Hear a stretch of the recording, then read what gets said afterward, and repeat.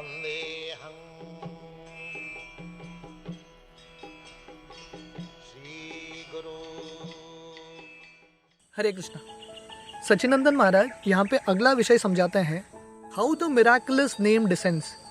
कैसे भगवान का हरि नाम आध्यात्मिक जगत से ये भौतिक दुनिया में अवतार लेता है। तो महाराज यहाँ पे दो उदाहरण देते हैं श्रीमद् भागवतम से, और ये दोनों उदाहरण एक्स्ट्राऑर्डिनरी एग्जाम्पल्स है। तो पहला उदाहरण है भरत महाराज का। तो भरत महाराज भागवतम वर्णन करता है, भगवान के महान भक्त थे। उन्होंने अपना राज्य छोड़ के वन गए थे भगवान की प्राप्ति करने के लिए, पर किसी कारणवश वन में उनको एक हिरण के बच्चे के प्रति आसक्ति हो गई। इसलिए वो अपने भक्ति के मार्ग से भटक गए और हिरण के प्रति प्रेम दिखाने लगे। From Krishna consciousness to deer consciousness, Krishna भावनामृत से हिरण के प्रति निरंतर सोचने लगे। तो वर्णन आता है, जब उनका अंतिम समय आया, कृष्ण के बारे में नहीं सोचा उन्होंने, पर उन्होंने हिरण के बारे में सोचा।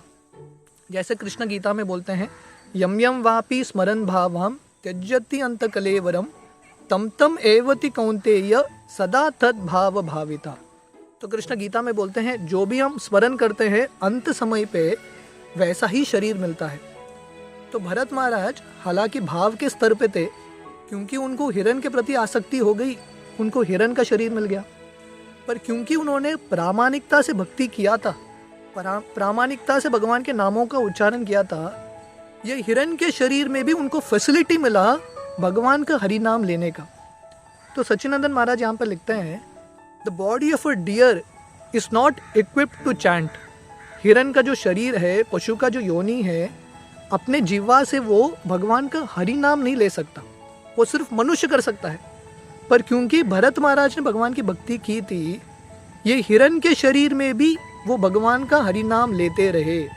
और वर्णन आता है भागवतम में, ये हिरण का जब अंत समय आया, नारायणाय हरये नमः, ये हिरण, भरत महाराज जो हिरण के शरीर में थे, अंत समय पे भगवान का हरि नाम लेके गए, नारायण का नाम ले रहे थे। ये क्यों हुआ?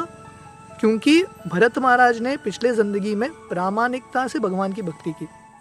तो सचिनंदन महाराज यहाँ पे लिखते हैं, हमारे भौतिक जीवा, हमारे जो टंग है, जीवा है, जो रक्त से, मांस से बना है, इससे हम भगवान का शुद्ध हरि नाम कैसे ले सकते हैं?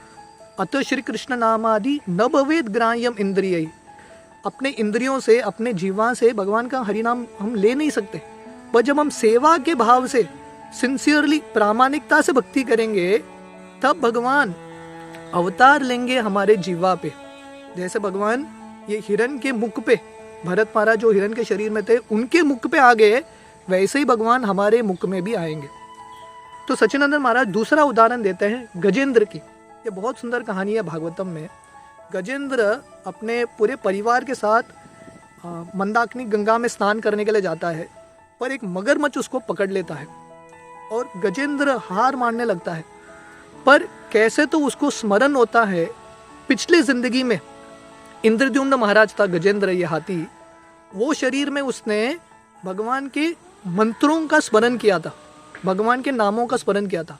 वो मंत्र उसको याद आने लगे और ये हाथी के मुख से, गजेंद्र के मुख से भगवान के नामों का उच्चारण करने लगा। ये भी एक्स्ट्राऑर्डिनरी है। हाथी कभी भगवान का हरि नाम नहीं ले सकता, पर भगवान ने स्पेशल कृपा दिया गजेंद्र को। तो वैसे ही अगर हम सेवा के भाव से, तो सचिनंदन महाराज यहाँ पे समझाते हैं, सेवा का भाव होना बहुत इंपॉर्टेंट है, तभी हम सही रूप से भगवान के हरि नाम का उच्चारण कर सकते हैं। तो महाराज यहाँ पे हरिदास ठाकुर का उदाहरण देते हैं। हरिदास ठाकुर कीर्तनीय सदा हरि, 24 घंटा हरि नाम ले रहे थे। क्यों? क्योंकि वो औपचारिकता से हरि नाम नहीं कर रहे थे, ड्यूटी, ये मेरा ड्यूटी है, मुझे समाप्त करना है, इसलिए नहीं कर रहे थे, बहुत प्रेम से कर रहे थे, क्योंकि उनके अंदर सेवा का भाव था। निरंतर उनके मुख में हरि नाम अवतार ले रहा था।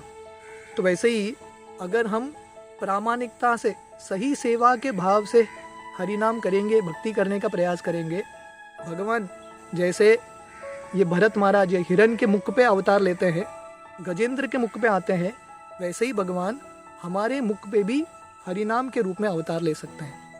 हरे कृष्ण।